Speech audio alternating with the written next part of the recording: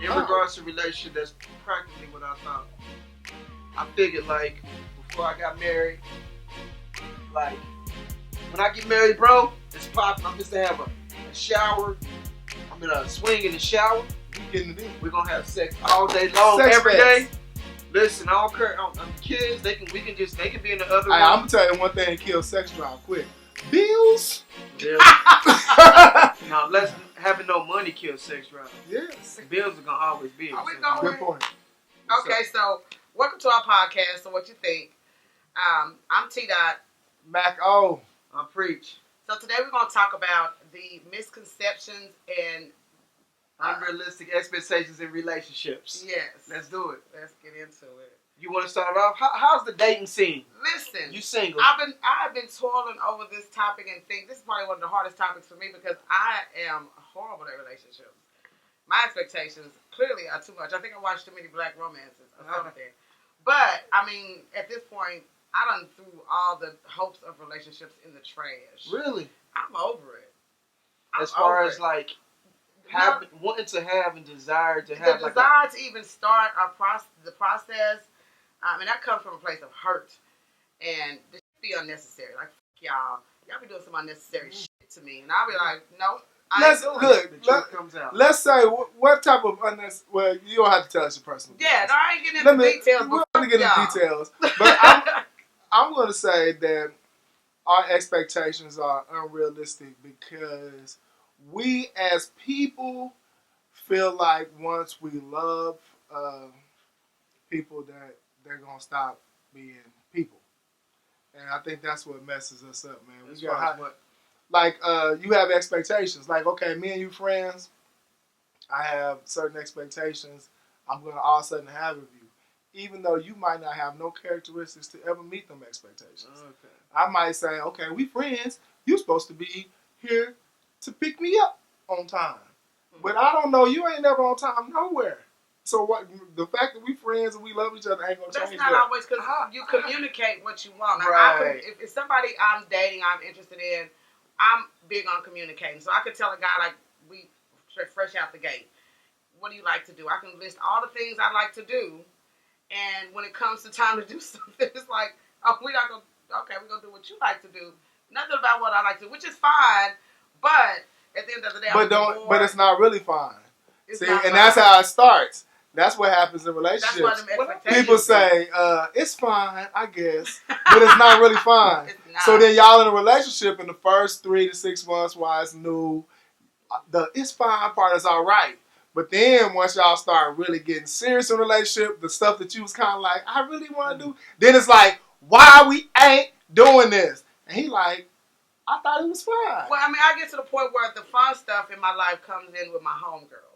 That's where the fun comes in at. I've grown to accept that things I like to go to the batting cage. I don't know why men don't like to do that. Like, I'll say, like, let's go on a date to do that. So maybe that's not so much expectations. Maybe that's just trying to find a person that matches some of the things that you enjoy doing. I have horrible taste in me. So you don't know how to find athletic dudes. I'm not even athletic. I mean, it's not just, there's a lot of things that I like to do that I don't want to sit down and go to the movies and go out to eat. But then you can't date people who that's what they like to do. That's where unrealistic expectations happen. So, I feel like, what about personally in marriage? What are you thinking personally? What is like some unrealistic expectations? Because I know you kind of have a different philosophy in regards to marriage. What do you think of some different things as far as marriage goes? I feel like people are unrealistic if they think they're going to be married for 40, 50, 60 years and people are not going to change. That's a big one. People have to be realistic that people are gonna go through all different kinds of changes, and you have to really decide. Okay, I love this person. I'm on this roller coaster with you, right, and we're gonna see where it goes. Right. And I feel like people give up on relationships because people don't meet their expectations anymore, or expectations change. Right. Some people stay in them too long without fulfilling their expectations. Like. Right. True. You stay in a relationship for years and be unhappy. But some people are in love with the thought of being in love. There we go. I think that's a big thing. So I got friends that be like, they want to get married, but I think that they love the idea of being married and actually going through the commitment phase. And that's another big thing. I think a misconception as far as relationships go that I think of that no one told me in marriage is that, like, when you're in a relationship, there are days that you wake up and you lose your sense of identity. So I know that me and my wife, we've had that days. We're both like, A-type people. We're very driven, very goal-oriented, like work out. We do a lot of things. But there's days where, man, she just burnt out, so she just does not want to do certain things. And I get some days where I'm just like, yo, this is something I feel like pleases who I am. You know what I'm saying? So you got to have those tools to be able to compromise. And sometimes people are just like, man, it's just not really worth all the energy that you got to put into it to make the whole relationship successful. Right. People get tired because there are days when y'all not going to like each other. Right. That's what I was trying to tell you. Those are days where people like, don't like. Just like easier. There are days when my kids don't like me. Yeah. There's days when my wife doesn't like me. Like these are facts. And there's a days vice versa. Yeah. Like it works that way.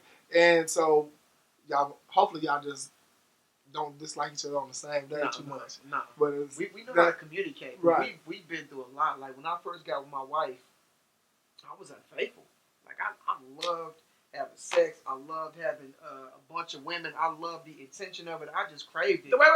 Did she know this before we recorded this? She knows this, right? Yeah, my wife knows everything about me. I'm like, listen. She was like, no snitching. Snitches get stitches. Look at me. I was like, listen. Look at me. I was like, you okay. I'm gonna get the raw. I'm gonna give you the truth. I'm gonna give you the 100. You know what I'm saying? You gonna hear the real. Nah, my wife knew everything about me. And most women know. Come on, you a woman. You know y'all got like super sharp intuition. We do. But I'm just saying, I want to make sure she know before we end this. She just didn't want to get you to snitch on. She didn't know if you were drunk or not. No. She's like, hey, preach. Red Bull preach. Yeah, Red Bull preach. This ain't long as we right. Let me tell you something that I think is funny, or not even funny, but sad. Has anybody ever realized, like, when people like are in love, or not even in love, but in certain ways, the people that we love are the people that get the short end of the stick? Like, you ever think about, if you have a friend, say if you get invited to a co-worker's party or a co-worker's house versus a friend, you'll feel more comfortable showing up to, like, your friend that you love's house without a gift than you would somebody that you don't know that well. You understand what I'm saying? Or how, as when we were kids, our parents, we know they love us, but that's who we're gonna do wrong. To go hang out with people that we like. Like, it's just funny. It's just funny. Just because you were perfect. You were perfect. Tight knit family. No, I'm just saying. I can't relate to that. I mean, I do. I take my relationship serious, whether it be just a friendship, or if you invite me somewhere and I'm gonna bring a gift. If it's a coworker, I probably won't even show up. That's what I'm talking about. I'm like, I don't want y'all to see I'm telling you, I might not. What is your love language, T-Dot? I love the people that are in my circle. When I love you, because all of this is, even relationships, friendships, is all voluntary. Nothing is. There's no. Oh, that's a good one. That's a message right there. Nobody gets paid to be your friend. Nobody gets paid to be in a relationship with you. So I don't trick. I talk to preach about them people. But people, I take care of my people. I'm just saying in your past, but I'm just saying, like, this is such a voluntary thing. Someone like snitching to me.